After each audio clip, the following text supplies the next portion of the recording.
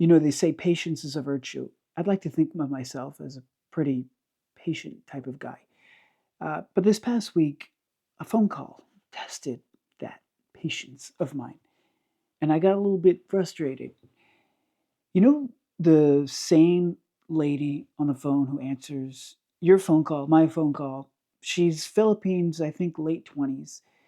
And it seems like no matter who you call, whether it's Target, whether it's Verizon, whether it's your insurance, whether it's your car sales, whether it's anything you can think of, it's always the same sounding lady on the phone.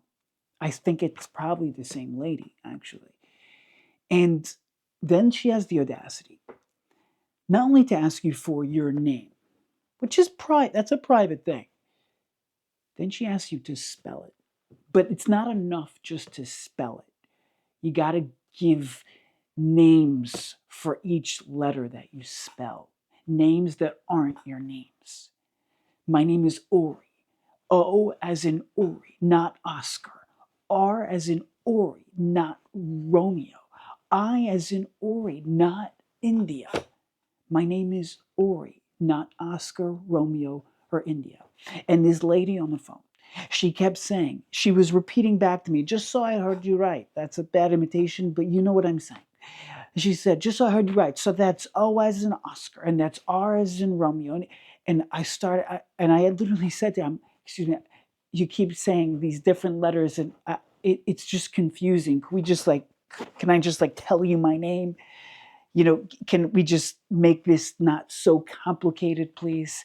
And I was thinking, it's interesting. Why do people do this? It's the NATO phonetics, right? Where you're over the phone and you're trying to say a word, but in order to really understand, maybe it's a little blurry and hazy and it's hard to hear, so they tell you words that match that letter. But sometimes it makes it more confusing. And I actually didn't realize this until I looked it up, but there actually is a NATO phonetic alphabet.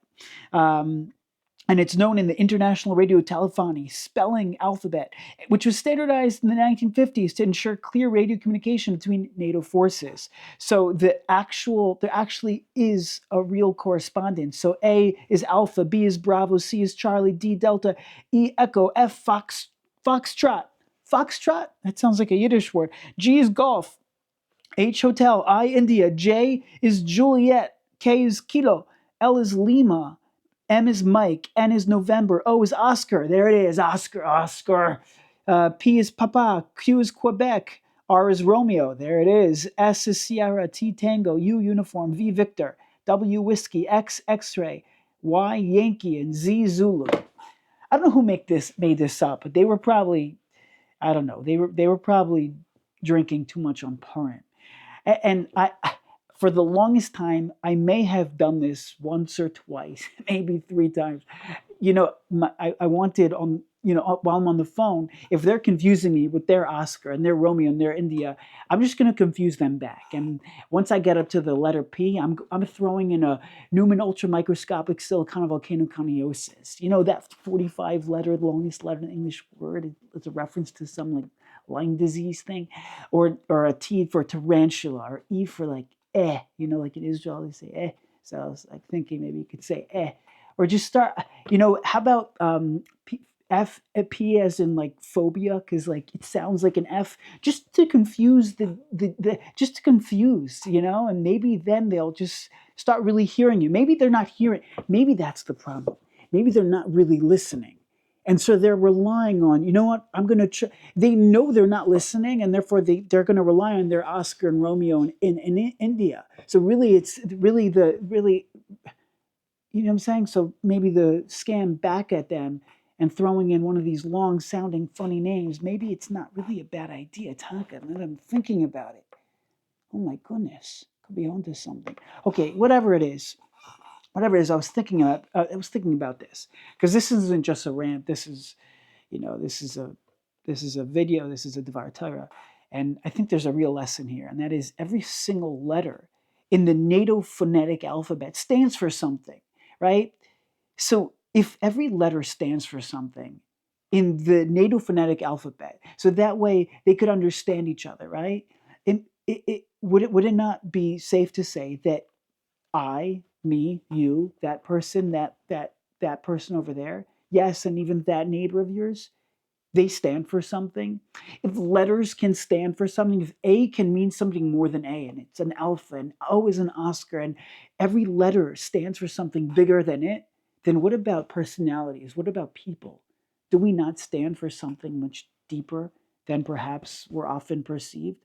That person that we judged or that I judged negatively, maybe they really stand for something much more, something deeper. And maybe it's just my lack of vision that's disallowing me from seeing that goodness, disallowing me from seeing that positivity.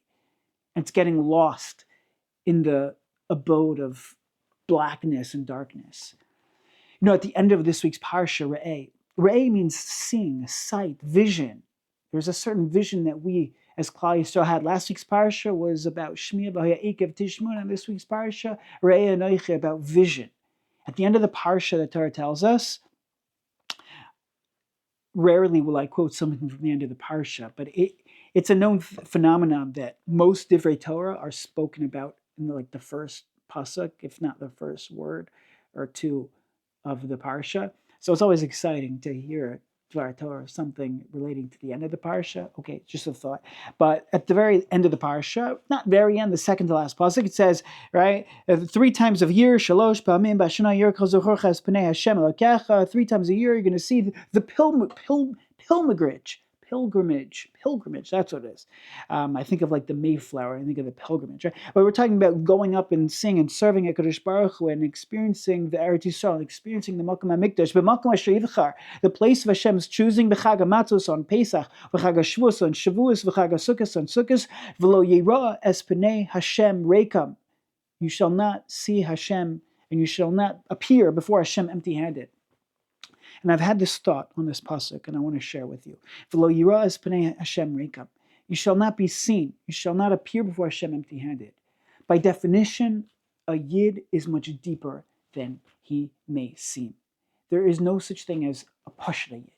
Every yid has so much in depth and so much meaning and so much profundity. He stands for something so much more than perhaps what meets the eye.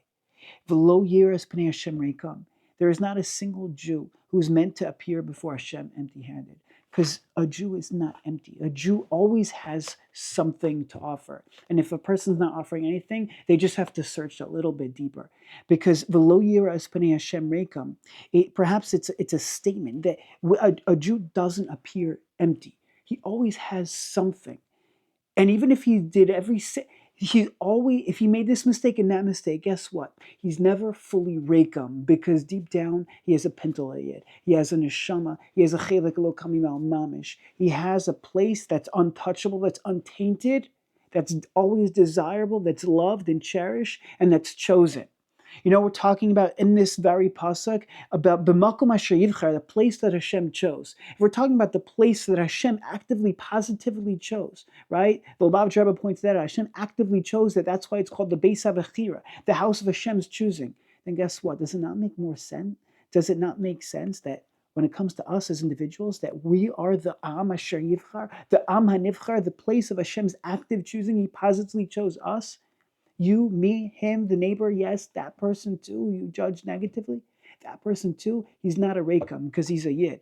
Every yid stands for something. There's a NATO phonetic alphabet where every single letter in the English dictionary, right, stands for something a little bit more.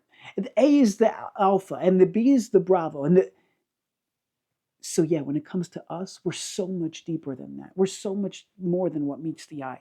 Re'eh anochi, let's tap into the power of vision, the power of our eyes, realizing v'lo yirah es pnei Hashem rekam, right? The first pasuk and the second to last pasuk, perhaps it's this bookend of sight, of vision, deep down looking inside, re'eh anochi, tapping into that essence, realizing, seeing really anochi on some level, I, and realizing that I'm not rekam, I'm not empty, I have something, I have goodness inside.